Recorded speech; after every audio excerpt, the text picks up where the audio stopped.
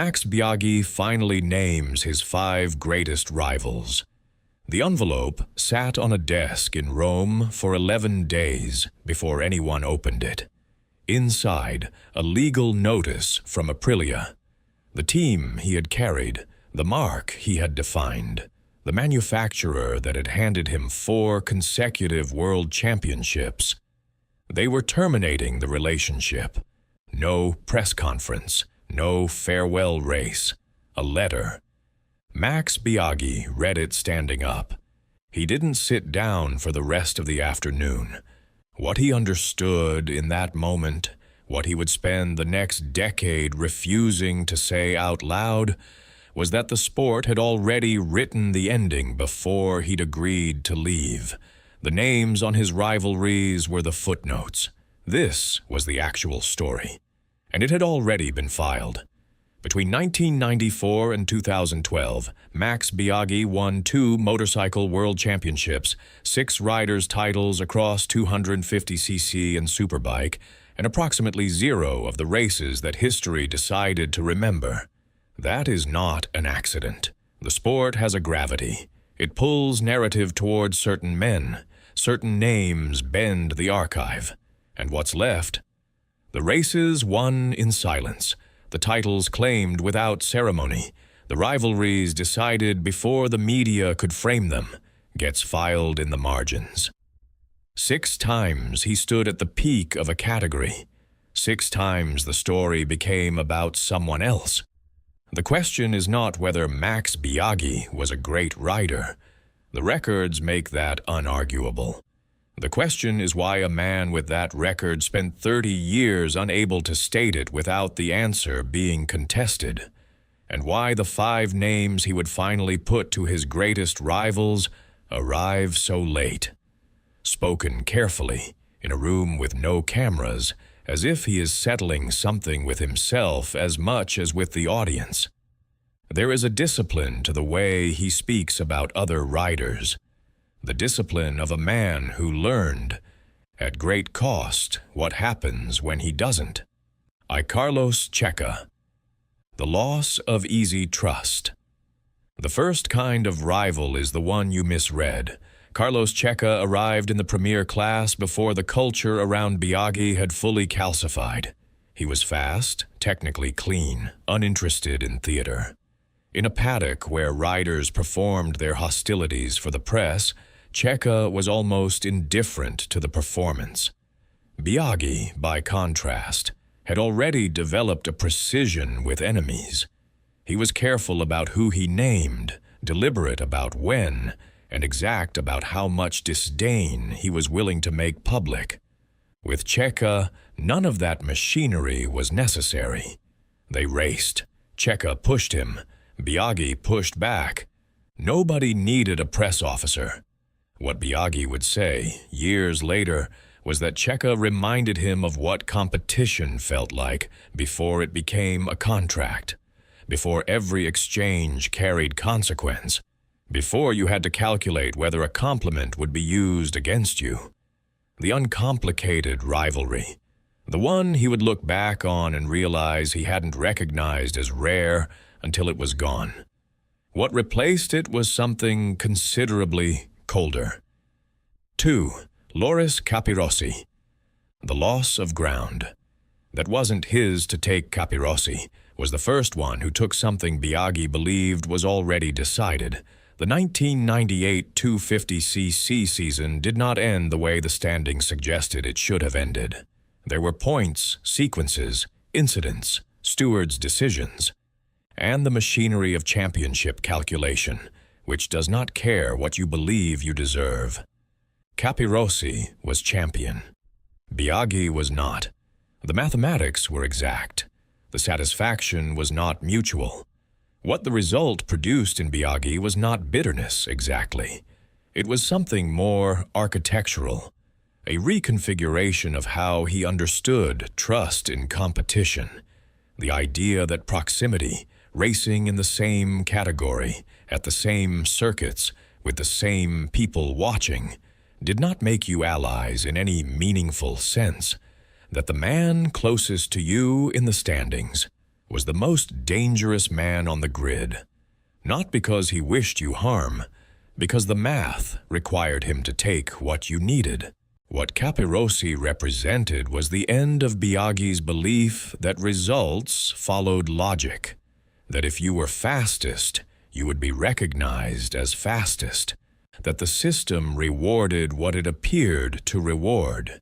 He would spend the next decade learning how thoroughly that belief had been wrong. Third, Valentino Rossi. The loss of money, stature, and the right to his own story. This is the segment that requires the most precision because the history here has been told so many times that the truth has been worn smooth. The facts. Biaggi and Rossi shared a paddock, a category, and a mutual contempt so consistent it became part of the sport's infrastructure. It was reported, analyzed, and eventually packaged as mythology. A grudge, a feud, the rivalry. What is less reported? By the time the Rossi-Biaggi dynamic was at its commercial peak, Biaggi's standing with Aprilia, the manufacturer that had built his career, around whom his identity as a rider had been constructed, was already structurally weakened. The internal politics of Italian motorsport in that era were not a meritocracy. Sponsorship decisions, development priorities, team infrastructure, these moved toward whoever the commercial architecture favored. Rossi, by 2001, was not simply a rival on the track. He was a gravitational body in the sport's financial ecosystem. Media, manufacturers, sponsors, the audience itself, everything had reoriented. And Biaggi, who had not made himself easy to manage, who had not constructed the kind of marketable warmth that turns a rider into a product, found himself on the wrong side of a commercial equation he had not been told was being solved. The legal notice from Aprilia came 2 years after the peak of that rivalry. Biaggi has never drawn the line directly. He has never said in public that what happened with Rossi was not simply about racing. He is careful with language, precise. But he waited 11 days before opening the envelope. Iffy, Noriyuki Haga. The loss of what winning was supposed to mean. The Superbike years are the ones that require the most careful handling, because they are where Biaggi won the most and felt it the least. By the time he arrived in the Superbike World Championship with Aprilia in 2007, the narrative had already been written for him. He was a MotoGP exile, a man the premier class had not wanted. The Superbike Championship, in the framing of the mainstream press, was where careers went when the first category had made its judgment. Noriyuki Haga raced him for the title in 2009 with a ferocity that refused to acknowledge that framing. The Japanese rider was fast, physical, unbothered by the weight of expectation. He had nothing to defend outside the track. In the context of that series, in those specific circuits, he was simply the hardest man to pass. Biaggi won the championship. He beat Haga in the standings. He stood on the podium at the final round and received the trophy with the composure of someone who had decided, long before that afternoon, how much of himself he was willing to show. He has said Haga was one of the 2 or 3 hardest men he ever raced against. The precision of a pure racer. No background noise, just speed and resistance. What he does not say, but what the timeline makes available. Winning that championship, at that stage of his career, in a category the sport's mainstream considered secondary, did not restore what he had believed winning would restore. The story that had been written about him did not update. The trophy went into a case. The narrative stayed where it was. V. Valentino Rossi. Again, he names Rossi twice.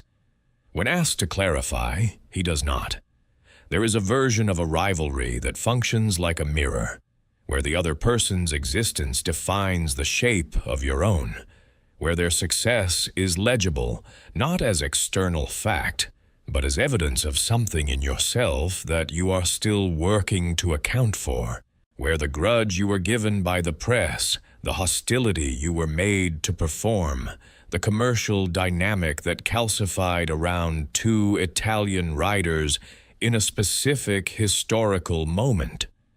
All of it becomes the frame through which your own career is visible. To name Rossi once is to acknowledge a rival. To name him twice is to admit something structurally different. Biaggi does not explain the duplication. He moves on. Here is what the record shows.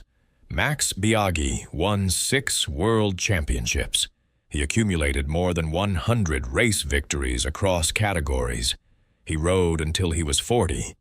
He returned from a life-threatening racing accident in 2012 that left him on a hospital floor at a test circuit in Cremona with damage to his spine, and was racing again within the year. He named 5 rivals, then named one of them twice. The men he named were not surprises.